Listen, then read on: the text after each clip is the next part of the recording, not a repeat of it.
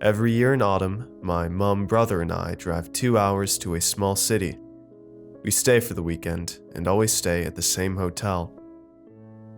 The woman at the receptionist desk knows us by name, and because of that, we usually get the best rooms. Like most of the city, the hotel is old, made in the late 19th century, yet every room was fitted with a TV and Wi-Fi. The hotel was amazing.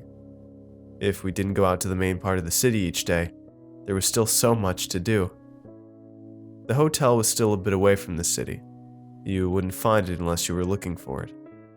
It was behind all the houses and surrounded by paddocks and small grasslands. There was a lake behind the hotel, which had paths so you could walk around the perimeter. There was a pool as well, but when we go, it's too cold to swim. There was a small playground my brother and I used to play on when we were younger.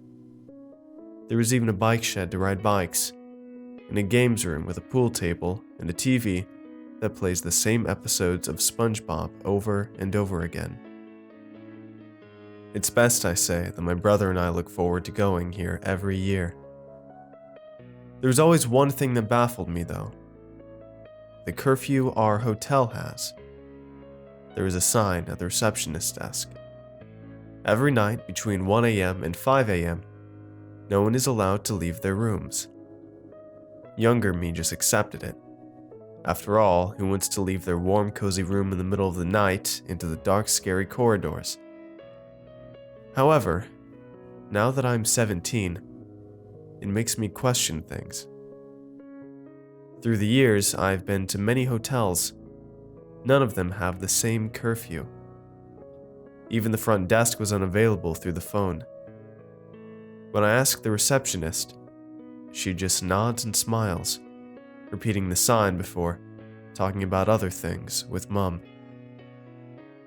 My mom has gotten tired of me asking, and I couldn't be bothered this time. This time we just grabbed the keys to the room and walked down the hallway. All the rooms have heaters, and they are always on, and sometimes I wonder how the hotel pays for the electricity bill for over 200 rooms. We go and get some food, which we order from a pizza place a 5-minute drive from the hotel. We return back to watch the Tim Burton Batman movie. We all went to bed afterwards. There are only 2 rooms, so I have to share one with my brother. He falls asleep quite fast. I, however, spend the entire night shifting in my bed, uncomfortable. For an autumn night, it's rather hot, and I blame it on the thick blankets and the heater still going. I get out of bed and go into the small living room, where the digital clock blares a red 12:20 a.m. I grab my laptop, opening it up. Unfortunately, the Wi-Fi is not connected, and Mom would kill me if she found out I used it before she paid for it. The internet in the hotel was pay by day, and we were only here for 2 nights, so it was no use wasting money on internet we weren't using. I decided to play a horror game on my laptop. I love horror, even if it is overused. The game was indie, with cheaply rendered jump scares, but a really well-made plot. I played for a while, stopping when I noticed that the heaters just turned off. I checked the time. It was 1 o'clock. Over time, the room became really, really cold, and I quickly grabbed my jumper and put it on. I sat in the cold, my arms shaking a bit as I played on, making sure I didn't wake up my mom or brother. I started hearing footsteps, and I paused the game. The footsteps were coming from outside the room. I slowly closed the lid of my laptop and stood up. The person outside my door had stopped moving, and I braced myself for them to try and open the door. Nothing happened, however, and the footsteps started again, fading off down the hallway. I was tempted to go to the door to remind the person to go back to their room, because it was past curfew. but a little part of me told me that was a bad idea. It was colder now, and I went back to my bed and wrapped myself in blankets, taking forever to fall asleep. Throughout the day, our family traveled around the old city, going through open shops and buying comics no one has ever heard of. My mind kept going back to the person outside my door, and I started coming up with an elaborate plan to try and see who it was. My mom questioned me multiple times during the day if I was fine, and I just told her I was tired.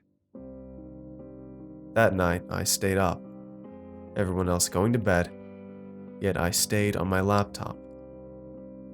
I played my game, checking the clock every so often.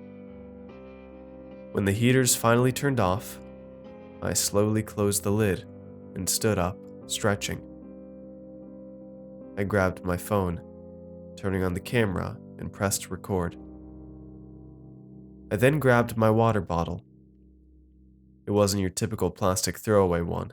This one was metal, and could most likely knock someone out with enough force. I had my jumper on, but I still shivered as I made my way to the door, grabbing the room keys. I slowly opened it. The corridor was dark, and I used a flashlight I brought during the day to illuminate the area. There was nothing. Absolutely no one was in the hallway, and a part of me was disappointed. I gripped the neck of the water bottle tightly and closed the room door quietly. Despite that, the sound of it clicking behind me was loud, making me nervous.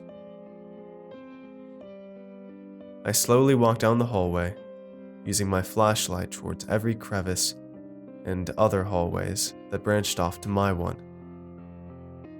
I looked behind me every few seconds, and even occasionally glancing upwards. I got to the end of the hallway, looking around the corner. I froze. In front of me was a child, his back towards me. His height suggested he was just a child. He was wearing a gown, and his footsteps sounded like the ones from last night. I quickly hid behind the wall, hoping that the little kid hadn't noticed me. I slowly turned to look around the corner to see the boy had disappeared. I decided that going back was the best idea, seeing enough horror movies to know that lingering any longer was not going to be good for me. I turned back to go to my room and started power walking. It was cold, and I held my bottle close to my chest, over my thundering heart. Suddenly, the sounds of footsteps echoed behind me, and I quickly turned around. I almost screamed. The child was behind me, walking slowly. His eyes were black, and his skin was pale white. The most disturbing part was his mouth, or lack thereof. It was just a black, gaping hole. I started running, counting each of the room numbers leading up to my door, the footsteps behind me growing faster and closer. And when I reached my door, I almost dropped my keys. I did not turn around until I closed the door behind me, keeping out of view of the peephole that looked into the corridor. I heard knocking on the door, and I was nervous my mom or brother would wake up. I stood at the door for a long time. The knocking was starting to get to me, but I knew opening up the door was a stupid idea. I don't know how long it went on for, but once the knocking stopped, I let out a sigh of relief. I looked at the clock and saw the red numbers showing 5 a.m. The heater system came on, and I finally moved away from the door, quickly making my way back to my bed and slipping under the covers. I did not go to sleep. However, The horrific image of the little boy with a gaping hole for a mouth infested my mind. The next day we left, and for the first time, I was glad to go home.